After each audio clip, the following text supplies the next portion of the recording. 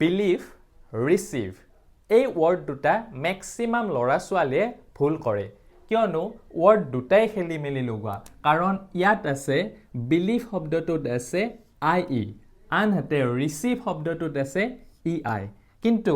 এই খেলি মেলিটো দূৰ কৰিব পৰা এটা খুব সিম্পল ট্ৰিক্স আছে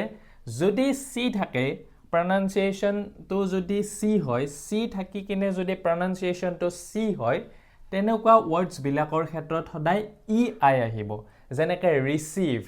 conceive perceive deceive আনহাতে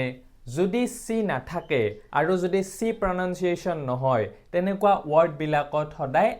ই হ'ব যেনেকুৱাকে believe